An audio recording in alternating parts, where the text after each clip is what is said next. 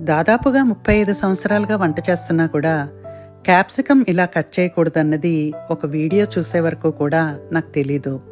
మామూలుగా అయితే మనం క్యాప్సికమ్ని తొడిమ దగ్గర నుంచి కట్ చేసుకుని దాని లోపలున్న గింజల్ని తెల్లటి పొరని కూడా సెపరేట్ చేసుకుని ముక్కలు చేసుకుంటాం కదా. ఇది కరెక్ట్ పద్ధతి కాదు. దీనికన్నా ఒక సులువైన పద్ధతిని నేను తెలుసుకున్నాను. అది మీతో ఇప్పుడు నేను షేర్ చేసుకుంటాను. క్యాప్సికమ్ని తిరిగేసి దాన్ని చక్కగా ఆ సెపరేట్ అయ్యే పార్ట్స్ దగ్గర నుంచి కట్ చేసుకుని దాని లోపలున్న గింజల్ని మరి తొడిమని ఈజీగా మనం సెపరేట్ చేసుకుని చక్కగా క్యాప్సికమ్ని ముక్కలు చేసుకోవచ్చు. ఇది చాలా సులువుగా ఉంది కదా. ఇది మనకి వంట చేసేటప్పుడు చాలా టైం సేవ్ చేస్తుంది, చాలా ఉపయోగంగా కూడా ఉంటుంది. ఈ చిన్న టిప్ మీకు నచ్చిందని అనుకుంటున్నాను.